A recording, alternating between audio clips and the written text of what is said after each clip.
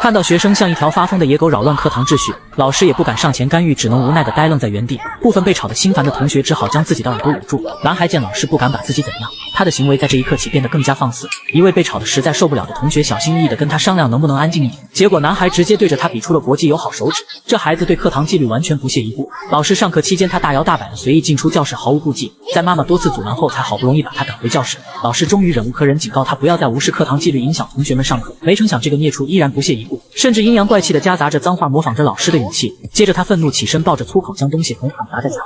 常言人狂必有后，只听教室内突然传来一声痛苦的惨叫，男孩不慎摔了个四脚朝天，可能是感觉在同学们面前丢了面子，起身后抬手对着后排的同学就是一顿疯狂输出，各种不堪入耳的脏话如潮水般涌出，把同学骂得一句话也说不出。紧接着班里的同学开始分组学习，以为挽回了面子的男孩很快就笑不出来，因为没人愿意跟他一组。见所有人都对自己不理不睬，感到自己遭受排挤的男孩越想越气，随后又开始不停狂飙垃圾话，辱骂老师和同学。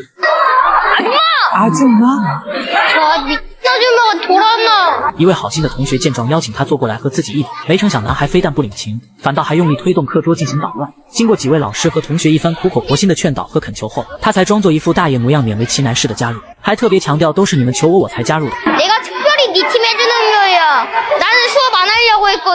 看儿子像条发了疯的野狗把教室搅得一刻也不得安宁，妈妈早已束手无策，心力交瘁。学校对此也深感头疼，因为这孩子已经严重影响到了其他同学的学习。在征得妈妈的同意后，学校的副校长直接向育儿专家吴博士发出求助。吴博士非常好奇妈妈有没有带孩子去做过性格方面的检查。妈妈说自己之前确实带孩子做过这方面的测试，诊断结果是冲动性和暴力性较高，其他方面倒没什么问题。吴博士注意到男孩骂脏话时有一个非常明显的特征，就是他用的语气、语法和表情都完全不像是一名2年级的小学生，反而更像是一个成年人，所以他断定这是一个想把自己伪装成大人的孩子。模仿大人骂脏话也并不是为了装帅爽酷，是因为他觉得当大人比当小孩更有力量，只有得到力量他才会有安全感，所以这些脏话垃圾话就成了他的生存必备语言。乍一看这孩子非常讨人厌，但吴博士却认为事情并没有这么简单。他断定男孩一定是经历了什么不好的或者非常痛苦的事才养成了今天这种特性。然而下一秒发生的事好像在打吴博士的脸，因为男孩的表现出乎了在场所有人的意料。最近忙着开导我想换工作的表弟，整得我更新频率都拉低了。还好我朋友告诉我，还是58同城找工作上赶快，平台实地验证过的店员工作超多，有保障还放心，还能 AI 面试，边聊天边求职，效率超高，24小时不回复平台直接赔付，工作搞定还能找房东直接租房，很方便，事事可成58同城。放学后，男孩和亲哥哥一起来到美术兴趣班，嘉宾们对此都感到非常吃惊，因为男孩就像变了个人一样，一进门就720度鞠躬向老师礼貌问好。然而让人更加吃惊的还在后面，他在这里和学校的表现完全判若两人，言谈举止间尽显礼貌与温和。当老师指出他画作的不足时，演播室里的嘉宾都以为他会像之前那样狂飙脏话。出乎意料的是，男孩竟毫无异样，反倒是非常虚心地接受了老师提出的意见，在画完后甚至还会对着老师撒娇。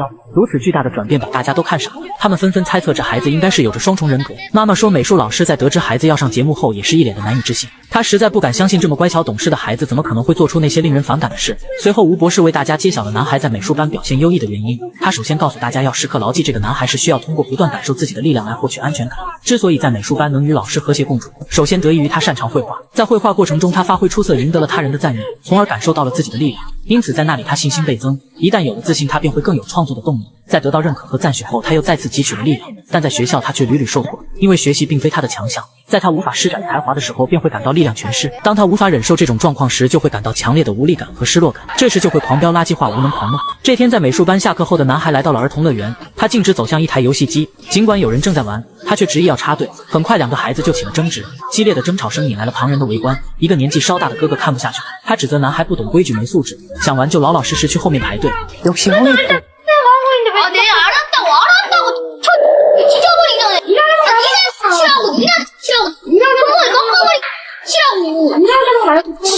听到争吵声的妈妈迅速赶来，急忙将激动的双方拉开，但男孩依然不依不饶，狂飙各种不堪入耳的垃圾话，给对面男孩骂的一句话也不敢说。여기서 욕하면 안 되잖아. 야, 여기서 욕하면 안 되잖아. 욕은 자신 있게 하는 게 당당함이에요. 욕은 그건 당당함이 아니지. 당당함이죠. 당당하게 욕할 수 있잖아요. 당당하게 욕할 수 있어? 해봐. 하면 안 돼. 해봐. 당당하면 당당함이 없으면 어떻게 하니? 당당하니. 아니지. 나 되지 욕하지? 배틀인데 완전. 맞아. 여기서 하면 안 되잖아. 안 되니까 해도 돼. 안 되면 해도 돼. 내가 하면 돼. 당당하면 이게 당당함이 강한테 하지 말라고. 그렇죠. 争论过后，妈妈要求儿子去给人家道歉，但男孩依然不屑一顾。 마음의 상처는 뭐? 형도 마음의 상처 받았어. 나도 마음의 상처를 받았어. 이야. 비아냥거리지 말라는 말이야. 사과하라고. 아, 근데 표정 봐. 삐딱한. 아니냐고. 며느리? 유나. 정말 미안해. 다시는 안 그러지. 这哪里是道歉，分明就是明目张胆的挑衅。男孩的目的很明显，就是想让对方更生气。妈妈无奈只能替儿子去道歉。随后，吴博士开始分析男孩的情况。显然，这孩子看待所有事物都秉持着一种力量的逻辑，他总爱以我强你弱的逻辑来论断输赢。就像他刚才那所谓的理直气壮骂人的理由，旁人听了这牵强的说法，只会觉得既荒唐又孩子气。但男孩才不在乎这些，他只关心自己是否能赢。他渴望变得强大，不愿遭受任何欺凌。一旦男孩觉得自己输了，就会感到安全感缺失，仿佛无法立足，因此他会不择手段地重新夺回那份力量。吴博士推测这孩子可能经历过某些刺激。他询问妈妈在离婚后独自抚养孩子的这些年里，是否跟孩子说过你这么不听话，我不要你，或者我不管你，你去跟爸爸过吧之类的话。妈妈承认确实有过这样的言辞。在得到肯定的答案后，吴博士明确地告诉妈妈，男孩有着极为严重的被遗弃恐惧症和焦虑症，他害怕被父母抛弃，担心自己无法生存，而一旦成为大人，情况就会完全不同。他不会再被抛弃，也不再依赖他人，拥有了掌控自己人生的能力。显然，男孩对成为大人的执念异常强烈。其实这就是他装腔作势、满嘴脏话的根源。他不是什么天生的坏种，只是一个深陷被抛弃恐惧中的小男孩。放学后，兄弟俩结伴走进便利店，男孩一进门就直奔巧克力货架。哥哥警告弟弟不想死就赶紧放回去，男孩马上识趣的把巧克力放回原处，没有一丝反抗。可还没等哥哥缓过神，男孩又拿起了水果冷糖，哥哥这次二话不说，直接一巴掌扇了过去。男孩直接被吓成狗，低着头不敢说话。他深知只要多争辩一句，等待他的只会是更加严厉的教训。令人诧异的是，不管哥哥怎么对他，他都没有任何怨言。到家后，兄弟二人开始写作业。别看男孩上课时总是捣乱，实际上他却聪明的令人发指。哥哥上初一都不会做的数学题，竟然要请教2年级的弟弟，而且他还能边做边给哥哥讲解答题思路。看着弟弟飞快地写下答案，哥哥头都挠破了也没看明白。到了休息时间，哥哥一声令下，弟弟乖乖跟着去刷牙洗脸。全部完成后，兄弟二人会紧紧贴在一起睡觉。演播室的众人都看得一头雾水，大家都感觉这个小孩好奇怪，对待不同的人有着不同的表现。妈妈说，作为一个单亲妈妈，为了养育2个孩子，她一天要打好几份工，因此哥哥被迫承担了监护人的角色。如果老二不上课，他就会跑去学校找老师和校长。虽然没比弟弟大几岁，但哥哥真就做到了长兄如父。校长说，那次男孩面临退学风波，也是哥哥红着眼圈跑去央求他，希望他能帮忙向同学家长求情，再给弟弟一次机会。说起这事，妈妈感到非常自责和心疼，毕竟大儿子的年龄也不大，同样还是个孩子，却早早背负起了家庭的重担。吴博士也对哥哥的做法感到欣慰，他解释，之所以男孩对哥哥言听计从，是因为哥哥给了他一定的安全感和陪伴。他非常清楚哥哥会打他，会管教他，但是绝对不会抛弃他。帮助哥哥做题是想保护哥哥，哥哥是他敏感内心中唯一的避风港。随后节目组也采访了男孩，男孩也对着镜头倾诉了内心的真实想法。 안녕, 금쪽아. 자기 소개해줄래? 나는 얼굴은 잘생겼고 힘도 세고 달리기도 잘하고 장점도 많고 단점은 없어. 다행이죠. 지금 보면. 와우, 너 인기 많겠다. 다들 내가 욕하고 다니니까 그냥 또라이. 내가 화가 날까봐 먼저 피하는 거야. 욕은 왜 계속하는 거야? 속이 시원해. 습관처럼 그냥 욕이 나와. 마음이 불편하진 않아? 내 마음을 내가 모르겠어. 교감 선생님한테 고민 상담을 조금 하긴 했어. 사실은 좀 미안해. 다 알고 있다. 엄마한테 얘기해봤어? 엄마한테는 말을 거의 안 해. 엄마가 내 약점을 아는 게 싫어. 내가 약해 보여. 엄마 마음은 어떨 것 같아? 슬플 것 같아. 화가 나. 근데 엄마랑 싸웠는데 엄마한테 미안하다 하니까 같이 울었어. 엄마가 혼자여서 내가 지켜보고. 야, 생각했거든요. 그래서 또 어른이 되고 싶었나. 우리 금쪽이 속마음이 저러네요.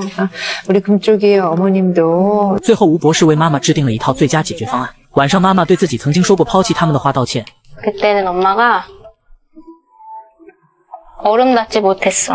미안해. 쿨하겠지. 미안해.